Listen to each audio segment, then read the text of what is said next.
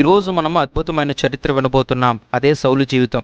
ఒకప్పుడు క్రైస్తవులను హింసించిన సౌలు తర్వాత యేసు ప్రభు కొరకు ప్రాణం అర్పించే పౌలుగా మారాడు. ఎలాగో మనం తెలుసుకుందాం. సౌలు ఒక పరిసయ్యుడు. యూదుల ధర్మశాస్త్రంలో శిక్షణ పొందినవాడు. క్రైస్తవులను శత్రువులుగా భావించి వారిని హింసిస్తూ జైలులో వేయించేవాడు సౌలు. ఒకరోజు దమస్కుకు వెళ్తున్నప్పుడు అకస్మాత్తుగా ఆకాశం నుండి ప్రకాశించే వెలుగు అతని మీద పడింది. అతడు వెంటనే నేల కూలిపోయాడు. ఆ సమయంలో ఒక స్వరం వినిపించింది, సౌలా సౌలా, నన్నెందుకు హింసిస్తున్నా? సౌలు భయంతో అడిగాడు, ప్రభువా నువ్వెవరు? ఆ స్వరం చెప్పింది, నేనే యేసును, నీవు హింసిస్తున్నా. ఈ సంఘటన తరువాత సౌలు కళ్ళు తెరిచిన కనబడలేదు. 3 రోజులు ఆయన అంధుడిగా ఉండి ఉపవాసముతో ప్రార్థించాడు. దేవుడు అననీయ అనే శిష్యుని పంపాడు. అతడు సౌలు మీద చేయి వేసినప్పుడు సౌలుకు మరలా తిరిగి చూపు కలిగింది. వెంటనే అతడు బాప్తీసం తీసుకున్నాడు. ఆ రోజు నుండి సౌలు పౌలయ్యాడు. యేసు శత్రువు యేసు శిష్యుడిగా మారాడు.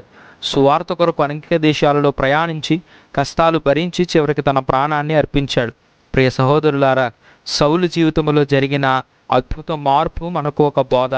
మన జీవితంలో పాపం ఎక్కువ ఉన్న యేసు మనలను మార్చగలడు. సౌలు పౌలు అయినట్టు మనలను కూడా దేవుడు తన మహిమకు ఉపయోగించగలడు.